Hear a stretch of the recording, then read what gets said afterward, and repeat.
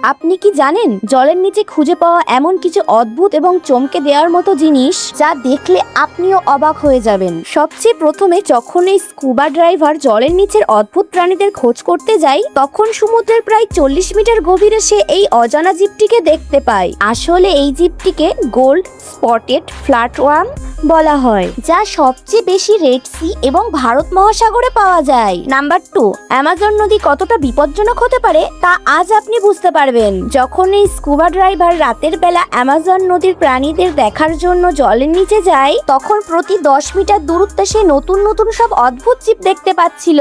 তখনই একটি কুমির তার গন্ধ পেয়ে তাকে খুঁজতে খুঁজতে সেখানে চলে আসে। কিন্তু ড্রাইভারটির ভাগ্য ভীষণ ভালো ছিল যে সে নদীর বেশ অনেকটাই গভীরে ছিল। সেখান থেকে সে খুব সহজেই কুমিরটিকে নিচের থেকে দেখতে পাচ্ছিল। নাম্বার 1, আপনারও যদি কখনো কোনো নদীর তীরে অক্টোপাস নজরে আসে, তবে সেটিকে হাত দিয়ে ছোঁয়ার ভুল ভুলেও করবেন না, কারণ অক্টোপাসের শুঁড় বা টেন্টাক্লাসের পাকড় ভীষণ শক্ত হয়, যা দিয়ে সে আপনাকে শক্ত করে চেপে ধরে কামড়ে দিতে পারে। কিন্তু এই লোকটা নিজেকে খুব কুল দেখানোর চক্করে একটা স্কুইডকে খালি হাতেই ধরে ফেলে, আর তারপর সেই স্কুইডটি নিজের আত্মরক্ষার সবটুকু জোর ওর ওপরেই খাটিয়ে দেয়।